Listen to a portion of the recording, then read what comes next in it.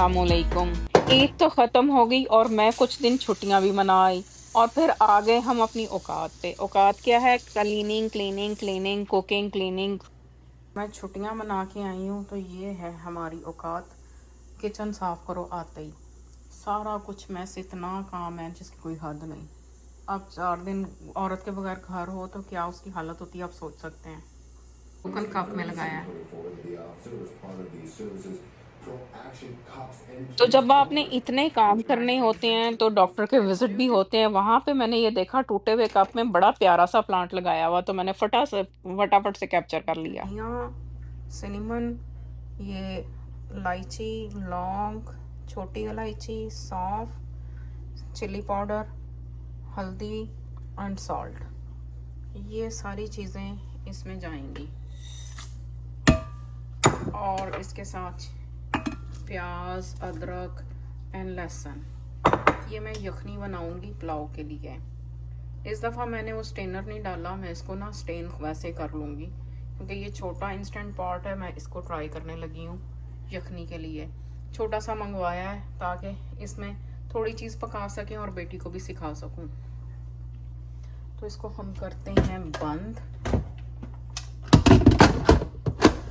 ये देखें जनाब, अब मुझे इसका देखना पड़ना स्टीमर। अब ये बुकलेट से मैंने देखा है कि इसमें प्रेशर कौन सा है और मैंने इसको ऑन कर दिया है।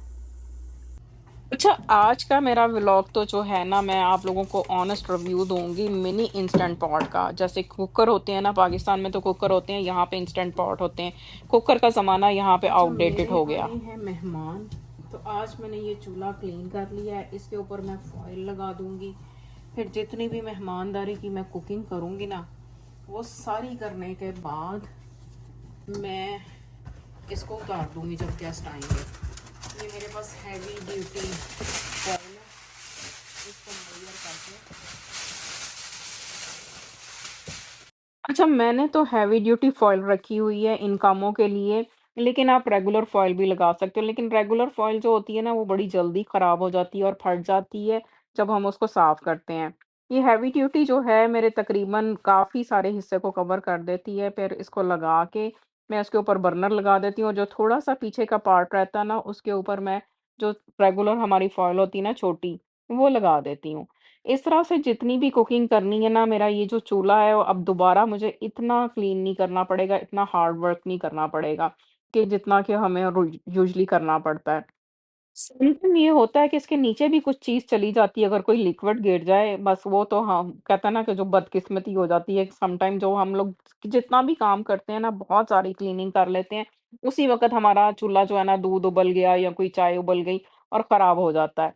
मेरे साथ तो ये भी होता है कि मैं जब कपड़े प्रेस करके घर में पहन लूँ ना, तो कपड़े गंदे हो जाते हैं, कोई ना कोई छींटा पड़ जाता है सालन का या इसका। तो मैं कहती थी मुझे तो इस्त्री किए हुए कपड़े जो है ना, घर में माफ़िक ही नहीं आते। तो मैं घर में बिल्कुल भी नहीं करती। अब इतने काम कौन करे? पाकिस्तान के लोग जो है ना, वो प्रेस करके ही कपड़े पहनते हैं, लेकिन यहाँ पे हमने तो प्रेस करने छोड़ दिए हैं। मुझे इस बात पे याद आया, मुझे पार्क में एक लेडी मिली, तो वो कपड़े प्रेस करके पहन के आई थीं। और वो मैंने जब उनसे पूछा ना कि आप कहाँ पे रहते हैं या कैसे हैं, तो मेरे नेबर में ही थी रहने वाली, वो नई आई थी पाकिस्तान से। और मैंने उनको देख के बोल दिया, मैंने कहा आप लगता पाकिस्तान से नई आई हैं।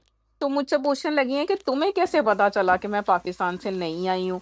तो मैंने उनको ये जवाब दिया था कि आपने जो है ना प्रेस करके कपड़े पहने हुए हैं।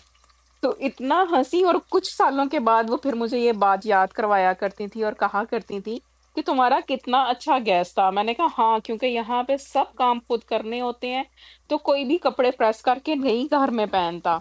कुछ ये चीज़ें पाकिस्तान से यहाँ पे बहुत फ़र्क है। पाकिस्तान की आदतें कुछ और होती हैं और यहाँ पे आके कुछ और हो जाती हैं।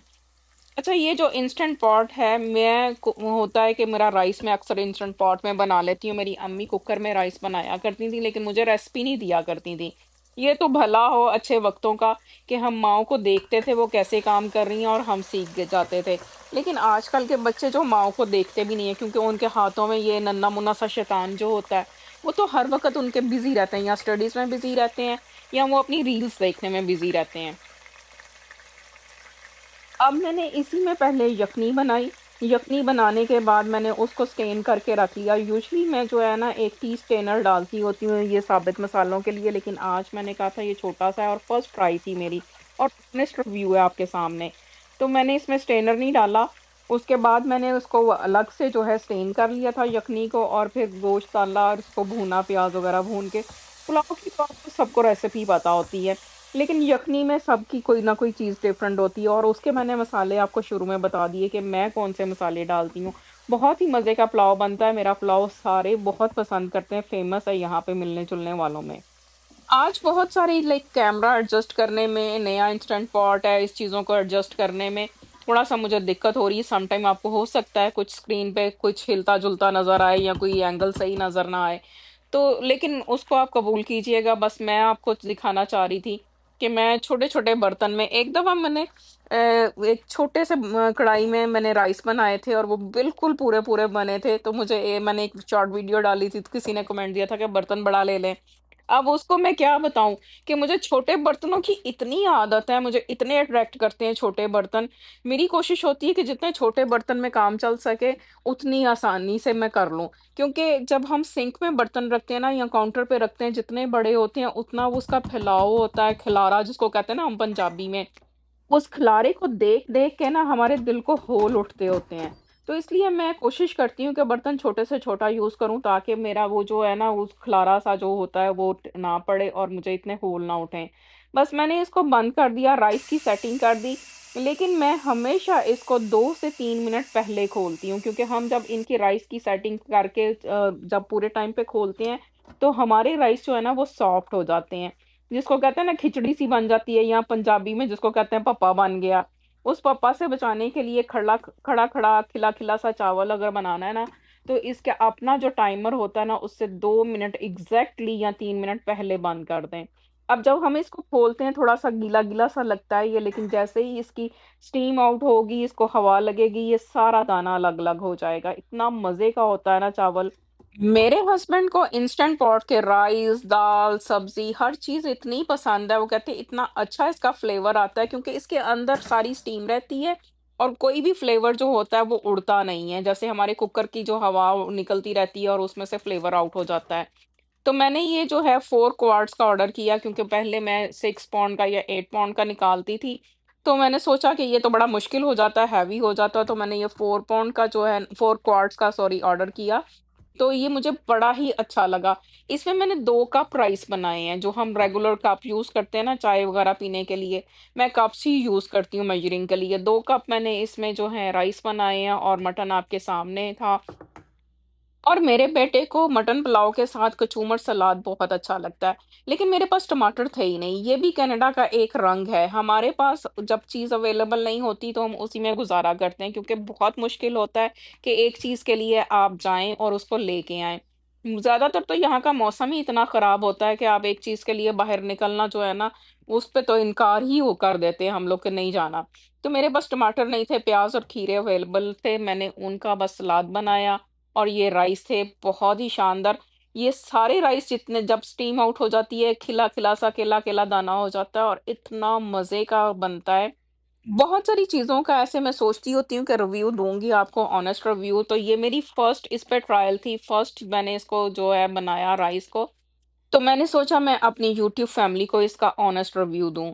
इसके साथ-साथ अगर आप लोगों के पास इंस्टेंट पॉट नहीं है, पाकिस्तान में स्पेशली, तो आप यही काम कुकर से भी ले सकती हैं। सेम चीज़ होती है लेकिन कुकर का ऐसा कोई राइस की सेटिंग नहीं होती।